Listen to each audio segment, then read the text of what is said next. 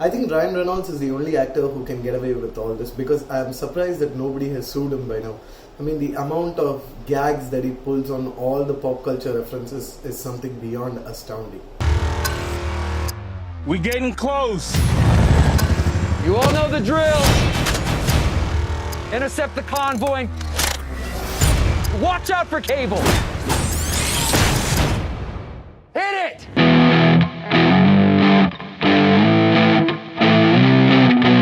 So Deadpool 2 or DP2 stars Ryan Reynolds as the Merc with the Mouth, and it is directed by David Leitch. David Leitch is one of the directors of John Wick, the breakout hit in 2014. Deadpool 2 packs all the punches when it comes to action sequences. It's loaded, 2 hours of action sequences, it's continuous. How along with the action sequences you get all these running gags and self-referential jokes, you get all these puns and double innuendos. There's so much loaded throughout the movie that it's hard to keep up with it. See, that turns out to be a positive and negative at times, because the positive being that I'm able to keep up with certain jokes, the negative being that there's another joke that has already popped up even before I finished laughing for the first one. That's the only problem that I found with regards to how the jokes played out in the film. So Thanos plays the antagonist of the film. Wait.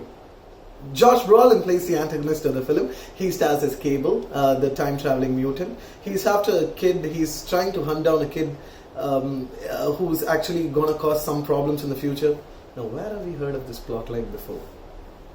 Okay, moving on. Deadpool somehow gets caught in the mix of, this time-traveling mutant who's trying to kill this boy, and he makes up his mind to save the boy, and that's about the entire plotline of the movie. However, I think the trailers were quite misleading when they showed the X-Force. That is something that you have to wait and watch for it, my friends. Whatever happens to the X-Force is something that I would not have imagined happening even in the slightest realms of possibility. I mean, the trailers were absolutely so misleading when it comes to that. We're gonna form a super duper fucking group. It's time to get back on LinkedIn. Meet Bedlam. My name's Shatterstar. Domino, I'm Lucky. Luck isn't a superpower. It's certainly not very cinematic. Yes, it is. Let's meet in the middle and say no, it isn't. Talking about the X-Force, Zazie Beetz' Domino was fantastic. I mean, her mutant ability was fantastic. You just had to keep up with it. Her mutant ability is luck, which basically means that one thing led to another. It's kind of like a domino effect. Her name symbolizes that also. So it was fun, watching Zazie Beetz go by with her powers as well. So she was the standout of the X-Force. When talking about the negatives of the film, I found two. The one being that the tone of the film is quite inconsistent. There are times it goes full on with humor. There are times it asks us to be serious also. Then, because the problem being that when you reach the serious mode, they immediately pop up with another joke where you don't know whether to laugh or just to be silent in that situation. Number two, the trailers gave away way too much actually. Most of the action sequences, most of the plot line, everything was actually given away in the trailer. I mean, I could actually predict what was going to happen in the movie. So the surprise factor was pretty much less for me. There were a few scenes that were kept out deliberately, that I'm keeping my mouth zipped about it. But the trailers did give away way too much of the plot line, and that turns out to be a major negative also. The marketing team had done a fine job of teasing the movie, but not keeping up with the trailers. The trailers were too much for me. So guys, this is my rating for Deadpool 2. Yes, it goes 3.5 on my scale. It's a fun watch, it's an entertaining watch, it's hilarious. There are times that you just lose track of what you're watching also. But throw it all in and you got a perfect mix of everything that is about Deadpool.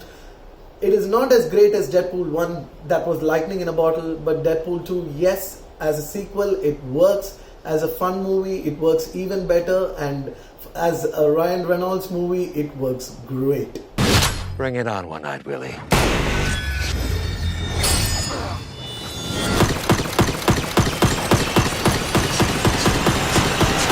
Ooh!